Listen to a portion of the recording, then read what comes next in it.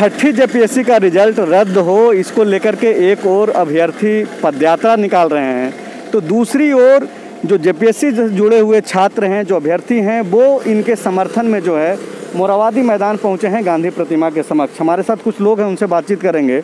मनोज जी, ये बताइए कि लगातार आप लोग संघर्षरत रहे हैं, खास करके जो जेपीएससी से जुड़ा हुआ मसला रहा है, अभी भी नहीं सुलझ पा रहा है, क्या वजह मानते हैं और क्या कुछ होना चाहिए? ये जो छठी जेपीएससी का जो मामला वो बोल रहे हैं कि हम लोग संघर्षरत हैं, सिर्फ हम लोग संघर्षरत नहीं थे। वर्तमान हमारे मुख्यमंत्री जो हैं से जब विपक्ष में थे तब ये छठी जेपीएससी को कैंसिल करने के लिए वो समर्थन में थे, और वो जो है सब पब्लिकली जा कर के भाषण दिए हैं कि हमारी सरकार बनेगी तो हम छठी जेपीएससी को रद्द करेंगे।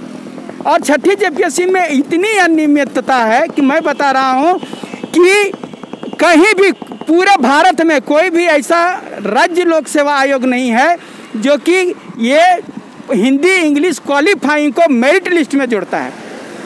यहाँ तक कि यूपीएससी भी जो है सो हिंदी इंग्लिश को यूपीएससी में भी मेरिट लिस्ट में नहीं जोड़ा जाता है।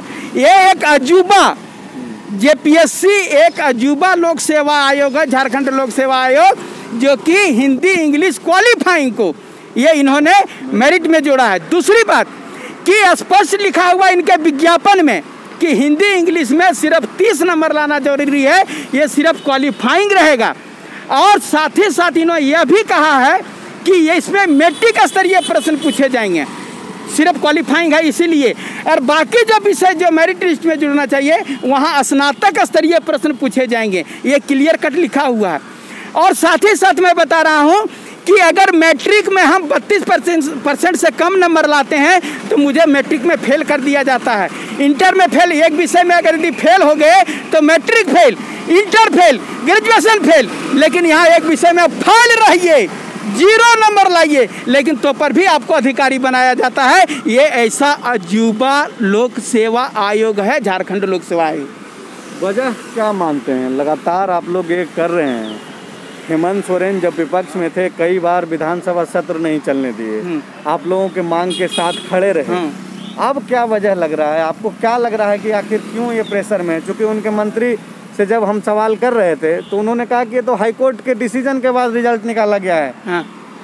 ये हाईकोर्ट का डिसीजन, और ये जो बात कर रहे हैं कि नहीं हाईकोर्ट के डिसीजन से है, हाईकोर्ट कहाँ बोला कि इसको रिजल्ट निकालिए? सो सबसे बड़ी बात है कि इनका कोई नियम और कानून नहीं है। जो लोक सेवा आयोग जो झारखंड का है, इसका कोई नियम कानून नहीं है।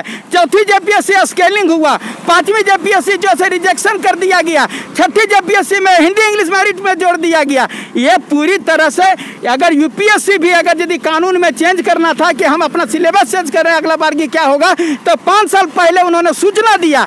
और ये प्रत्येक साल जो ऐसे नियम और कानून चेंज करता है, इससे साफ जाहिर है कि ये मनमानी करता है। और इस पर मनमानी पर रोक लगाने के लिए माननीय मुख्यमंत्री महोदय ने कहा था कि हमारी सरकार बनेगी तो छठी जेपीएससी को हर हाल में कैंसिल करेंगे और छठी जेपीएससी में व्याप्त भ्रष्टाचार को समाप्त करेंगे। लेकिन मालूम नहीं है और माननीय मुख्यमंत्री जी के पास में या उनके दिमाग में क्या चल रहा है। लेकिन मुझे पूर्ण भरोसा है कि जो उन्होंने कहा है कि छठी जेपीएससी को कैंसिल करेंगे तो वो निश्चित रूप से करेंगे। हो सकता है कि उनको वो वेट एंड वॉच की स्थिति में है।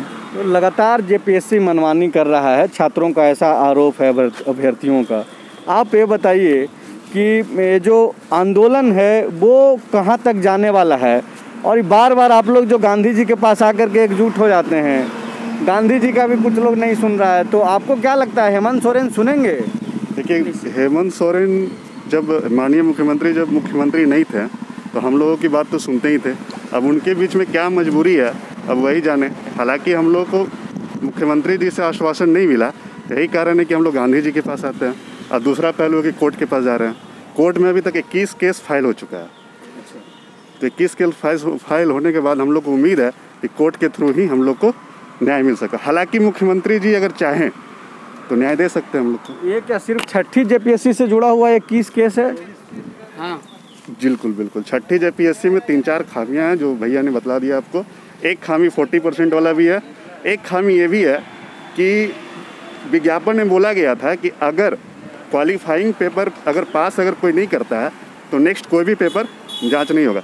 लेकिन कई मार्कशीट ऐसा आए जिसमें वो फेल थे, फिर भी जांच किया गया और उसका मार्क्स भी प्रकाशित किया गया। अच्छा मनोज जी, बताइए कि फिर से आप लोग जा रहे हैं क्या हाईकोर्ट? कि हाईकोर्ट में तो चले गए, मैंने बता रहे हैं 24 केस इसमें अभी दर्ज हो चुका है।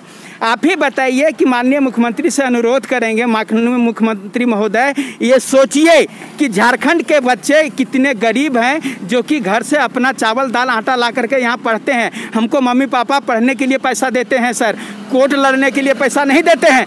माननीय मुख्यमंत्री महोदय से कहेंगे कोर्ट के निर्णय के पहले ही आप अपना निर्णय सुनाइए, और जिस प्रकार से सीजीएल का जो है अधियाचना वापस लिया गया था उसी प्रकार से छठी जेपीएससी का अधियाचना वापस करिए। और छठी जेपीएससी को जब तक चोर को डंडा नहीं मारिएगा तब तक वो चोरी करने के लिए नहीं भूलेगा। ये जेपीएससी प्रत्येक बार चोरी करता है लेकिन उसको कोई उंगली नहीं दिखा रहा है। एक बार की कड़ा निर्णय लेना पड़ेगा। माननीय मुख्यमंत्री महोदय से अनुरोध है कि वो कोर्ट के निर्णय के पहले ही अपना निर्णय सुनाएं, अधियाचना छठी जेपीएससी का वापस लें और छात्रों के हित में जो है ये फैसला लें।